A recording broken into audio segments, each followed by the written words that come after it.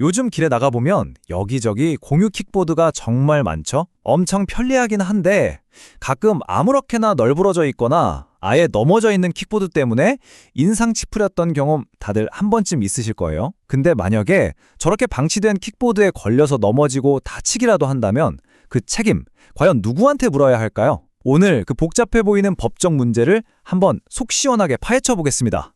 아마 이 질문에 많은 분들이 아, 맞아! 하고 고개를 끄덕이실 텐데요. 저도 정말 아찔하게 발목을 삐끗할 뻔한 적이 있거든요. 이처럼 길 위의 킥보드는 이제 우리 일상에서 너무나 흔한 풍경이 됐지만 동시에 언제든 우리를 위협할 수 있는 위험한 장애물이 되기도 했습니다. 그렇죠. 그냥 헤이 재수없어 하고 넘어갈 일이 아니라 만약 누군가 이 킥보드 때문에 크게 다치게 된다면 이야기는 완전히 달라집니다. 과연 그 책임은 누가 져야 하는 걸까요? 오늘 이 법적인 질문에 대한 답을 찾아보겠습니다. 자, 지금부터가 재밌어지는데요. 이 킥보드 문제를 풀기 위해서 우리는 마치 탐정처럼 전혀 다른 세 가지 사건을 먼저 들여다봐야 합니다. 왜냐고요? 이 사건들 속에 아주 놀라운 공통점과 바로 그 해답이 숨어 있기 때문이죠. 저와 함께 단서를 한번 찾아보시죠.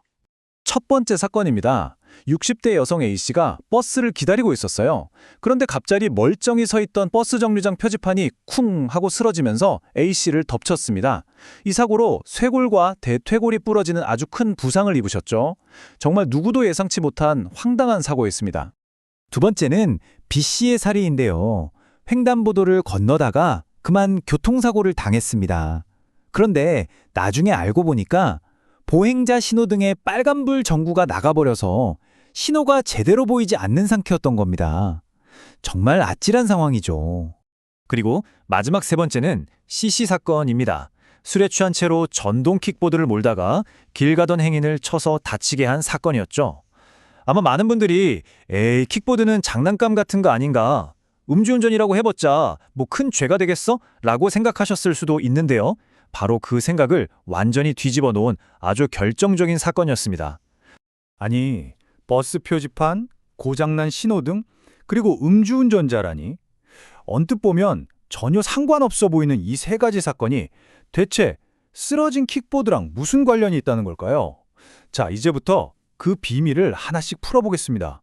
자, 지금부터 법원이 이 기묘한 사건들에 대해서 어떤 판결을 내렸는지 하나씩 파헤쳐 보겠습니다. 이 판결들 속에 우리가 찾던 킥보드 문제의 해답이 고스란히 숨어 있으니까요.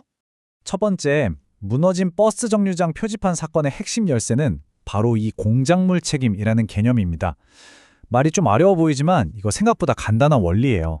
예를 들어 가게 앞 바닥이 미끄러워서 손님이 넘어지면 가게 주인이 책임져야 하잖아요. 그거랑 똑같다고 보시면 됩니다. 국가나 지자체가 설치한 공공시설물도 안전하게 관리할 책임이 있다는 거죠.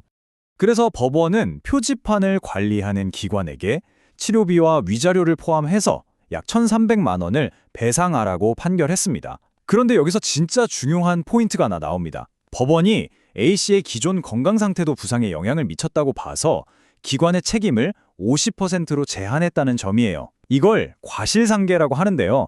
이게 나중에 킥보드 사건에서도 아주 중요하게 작용하거든요. 꼭 기억해 두세요. 자, 두 번째 신호등 사건으로 넘어가 볼게요. 이 사건에서 대법원은 법적으로 하자가 뭔지 아주 중요한 기준을 제시했습니다. 바로 이 통상 갖추어야 할 안전성이라는 말인데요. 풀어보면 이렇습니다. 원래 이 정도는 안전해야 정상인데 그게 안 되고 있다. 바로 이게 법적으로 결함, 즉 하자가 있다는 뜻입니다. 이 논리를 그대로 한번 가져와 볼까요? 빨간불이 안 들어오는 신호등은 당연히 보행자의 안전을 지켜줄 수 없으니까 통상적인 안전성이 없는 거죠. 즉, 하자가 있는 겁니다. 그럼 이걸 킥보드 문제에 적용해보면 어떨까요? 사람이 안전하게 걸어야 할 인도 위에 킥보드가 떡하니 쓰러져 있다. 그럼 그 인도 역시 원래 갖춰야 할 안전성을 잃어버린 상태, 즉 관리상의 하자가 있다고 볼 수 있지 않을까요? 그리고 마지막으로 이 음주 킥보드 사건. 와, 이 판결은 정말 많은 사람들의 인식을 그냥 확 바꿔놨죠. 대법원이 딱 못을 박았습니다. 전동 킥보드는 장난감이 아니다. 법적으로 원동기 장치 자전거, 다시 말해 차다라고 말이죠. 그러니까 음주운전하다 사고 내면 자동차 음주운전이랑 똑같이 아주 무겁게 처벌받는다는 겁니다. 자, 이제 퍼즐 조각들이 다 모였습니다. 우리가 살펴본 이 세 가지 사건의 교훈들을 가지고 드디어 처음 질문으로 돌아가 보겠습니다. 인도에 쓰러진 킥보드에 걸려 넘어졌을 때 그 책임은 과연 누구에게 있는 걸까요? 정리해보면 이 세 사건이 우리에게 아주 명확한 세 가지 길잡이를 보여주고 있는 거예요. 첫째, 공공장소의 시설물은 관리자가 안전하게 유지해야 할 의무가 있다. 둘째, 전동 킥보드는 장난감이 아니라 법적으로 차로 취급된다. 그리고 마지막으로 사고를 당한 사람의 부주의 시 책임을 따질 때 고려된다는 점입니다. 자, 그럼 이제 제일 중요한 파트죠. 이 법적인 원칙들을 알았으니 이걸 바탕으로 우리가 실제로 어떻게 행동해야 하는지, 그러니까 스스로를 지키는 구체적인 방법들을 알아보겠습니다. 만약 여러분이 보행자인데 킥보드에 걸려 다쳤다면 이 네 가지는 꼭 기억하세요.